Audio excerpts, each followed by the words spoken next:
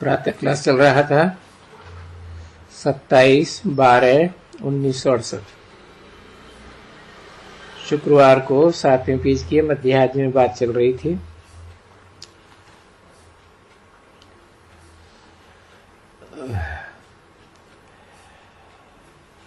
Christians का तो ये धंधा ही है कि दो कर देते हैं। पहले तो भारत एक ही था, अभी जुदाई कर दी, पाकिस्तान अलग हो गया।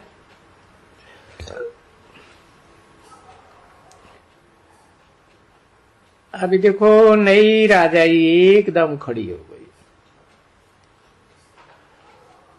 ऐसे ही Korea, South Korea, North Korea, Vietnam, North Vietnam, South Vietnam, ये सब करते रहते। यह ड्रामा ऐसे ही बना हुआ है। अभी क्यों ये ऐसा होता है? अभी मालूम पड़ता है कि दो होगा तो लड़ेंगे, और लड़ेंगे तो बारूद उनसे लेंगे। तो उनका वो धंधा होगा। अभी इस समय में सबसे ऊंचे ऊंचे धंधा ये है उनका, बारूद और विमान, तोप, बंदूकें और टाइम। ये उनको बहुत फायदा होता है इस धंधे में। लड़ाई कर करके देखो कितना अभी ये पाकिस्तान, हिंदुस्तान, अभी हिंदुस्तान तो ठीक है। अभी हिंदुस्तान में भले लश्कर कितना भी बड़ा हो, भले 1/3 वो है, 2/3 पाकिस्तान है, परंतु उनको जो बारूद मिलते हैं वो 2/3 होवे व 1/3 होवे। मनुष्य भले वहां जांचे पर उनको वो चीजें मिलती हैं लड़ने के लिए बहुत। तो सामना करेगा ना एकदम। अभी ड्रामा में भाभी है तुम्हारी,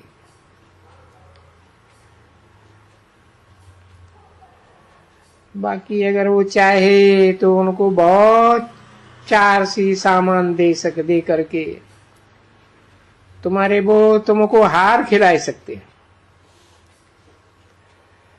पर ड्रामा में तुम्हारी हार है ही नहीं, क्योंकि ये भारत तो अविनाशी खंड है। इसलिए ये 100% सर्टेन, इन भारत को कोई जीत नहीं सकते। ये जीता रहेगा, बाकी सब खत्म हो जाएगा। ये पाकिस्तान होगा क्या? नहीं, कुछ भी नहीं होगा। जिसके लिए तुम पढ़ते हो अभी, ये जानते हो कि बरोबर हम ही होंगे। जो तुम स्थापन कर रहे हो, उस स्थापना से हमारा ये राज्य नई दुनिया में होगा। इस नई दुनिया के लिए तुम पढ़ते हो। नई दुनिया में वो हमको जो देवता बनना है, तो लायक बनना है ना। बरोबर तुम पहले लायक थे, अभी ना लायक। इसीलिए लायक बन रहे हो, और लायक ही है तुम्हारी पवित्रता की। और बात भी पवित्रता की होती है। कहती है हे पतित पावन आओ, उसका अर्थ भी नहीं समझ सकते हैं बेचारे। जो कहते हैं साधु संत महात्मा, वो कोई अर्थ समझते हैं क्या? नहीं। जैसे ढेढर वेढर बोलते रहते हैं, हे पतित पावन सीताराम, पतित पावन सीताराम। अभी जो कुछ कहते हैं समझते कुछ भी नहीं है, तो फिर उनको क्या कहेंगे? तो बरसात में ढेढरों की महफिल देखी है ना, सुनी है ना, ट्रा ट्रा ऐसे गोल समूह मचा देते हैं जो बात मत पूछो, अर्थ कुछ है ही नहीं। तो इनका भी सारा गोड़ है ये जब भी बैठ करके शिव की पूजा करते हैं या घंट बजाते हैं या क्या करते हैं, हंगामा बहुत करते हैं मंदिरों में, समझते कुछ भी नहीं। तो फिर ये हुआ ना, ढेर भी हुए, जंगली जानवर है ना, तो इसलिए सारा ही जंगल कहा जाता है। और ऐसे दुनिया, जहां दुनिया भी जंगल में, ऐसे ही जानवर अनेक प्रकार के रहते हैं, जो कुछ खुद बोलते हैं वो खुद ही नहीं समझते। चलो टाइम हो गया, टोली ले आओ। न्यारी है, पढ़ाई न्यारी है, और वहां क्या है, वो तो भक्ति मार्ग है ना सभी। तो किसको कोई बताए, गुरु होवे, अरे तुम्हारी चलन तो बहुत खराब है, तो क्या समझेगा? बोलेगा ये तो अंतर्यामी है, ये गुरु मेरे अंदर को जानने वाला। अब उनको क्या मालूम, कोई ने इनको बताया है कि अंतर्यामी, तभी गाया हुआ है ना, अंतर्यामी अंतर्यामी अंतर्यामी। ये है भी ज्ञान दिन पर, ज्ञान दिन गुह्य ज्ञान मिलते रहे। तो जरूर बच्चे अपन में हिम्मत धारण करके कि भाई मैं कभी भी नहीं गिरूंगी, समझा ना। बाबा कभी कभी किसको वो पक्का करने के लिए कहते भी हैं, तो तुम तो बहुत कच्ची हो, इस कच्चेपन के कारण तुमको तो माया खा जाएगी। बाबा मुझे, अरे मुझे खा जाए, आपको थोड़े ही खा जाएगी कोई, आपको माना दादा को, उनके लिए नहीं, मुझे बोलते। ये बच्चियां जानती हैं जो पुरानी है। बाबा आपको कोई खाए जाए बे माया, तब देखें। अरे मेरे को तो कभी नहीं खाएगी। अरे ये तो चला गया।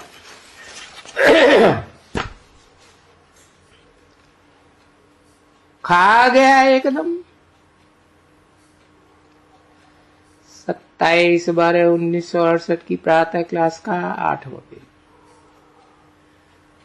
ये पक्का करने के लिए बाबा ऐसे ही कहते हैं कि देखें क्या कहते हैं।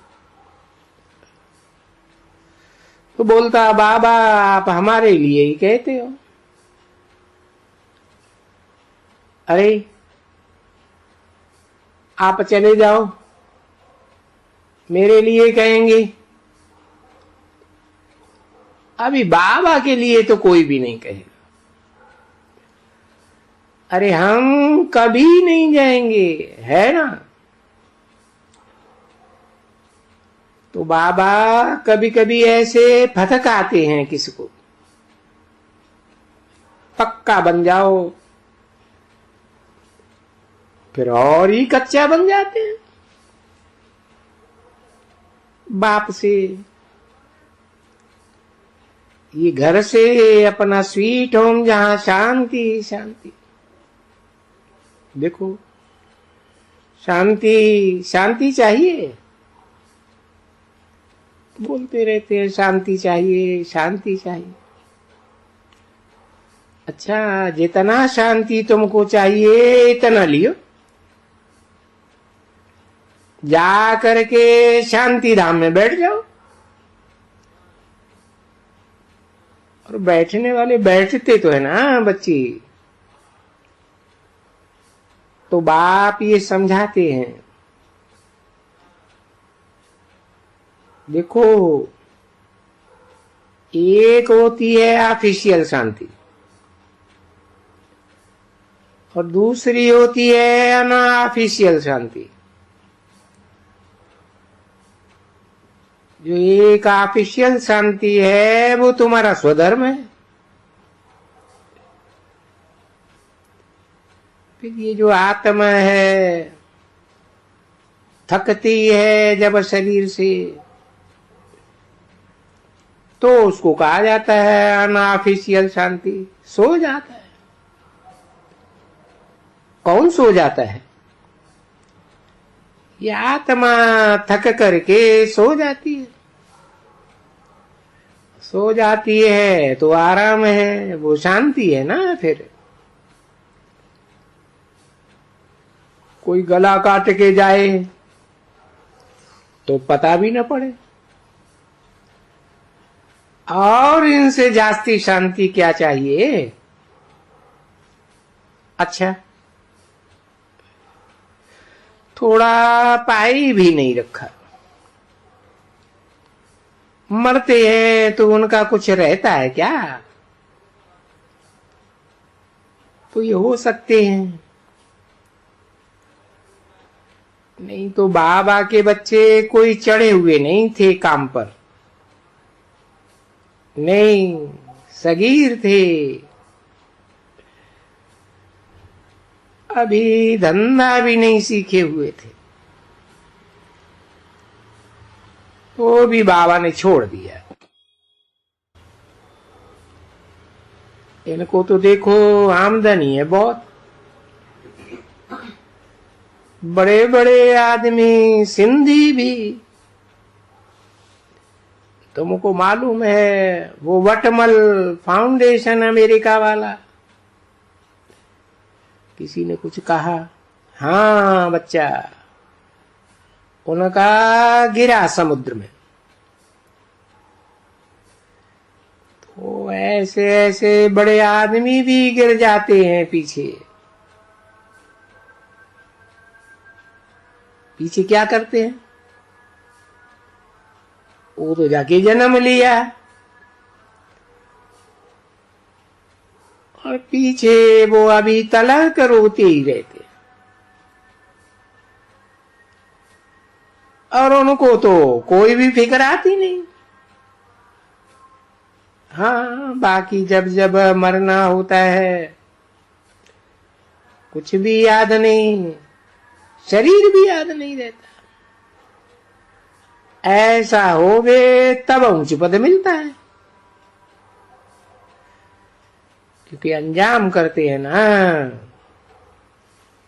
बाबा जब आएंगे तब आप की बनेंगे। दूसरा कोई भी नहीं। न कोई माना ये कहते कौन है? आत्मा कहती है बाप को, बाबा आप जब आएंगे तब मेरा दूसरा कोई भी नहीं होगा, बस आप बगैर कोई नहीं। उसको ही कहा जाएगा आत्मा और परमात्मा। जो अलग मिले हुए थे सो अभी ये फिर देखो मिलते हैं। मिलना तो है ना बच्ची, तो आत्मा ही कहती है। भक्ति मार्ग में भी आत्मा ही कहती है। बाबा ने बताई दिया, सब कुछ धंधा आत्मा करती है शरीर के साथ। तो आत्मा खुद कहती है बाबा जब आप आएंगे ना हम आपके ही बनेंगे। देखो समय आ गया है ना, अभी जब भी आप आएंगे तो मैं आत्मा आपका ही बनूंगी। तो देखो बाप भी ऐसे कहते रहते हैं ना, हे आत्मा तुमने तो अंजाम किया था हम आपका बनेंगे, अब हम आए हुए हैं, अभी अपना वचन पालो। मेरे को याद करो तो बेड़ा पार है, मेरी मत पर चलो तो श्रेष्ठ बन जाएंगे। अच्छा मीठे मीठे रूहानी सिकील दे बच्चों प्रति रूहानी बाप व दादा का दिल व जान सिख और प्रेम से नंबरवार पुरुषार्थ अनुसार याद प्यार और गुड मॉर्निंग। रूहानी बच्चों प्रति रूहानी बाप की नमस्ते।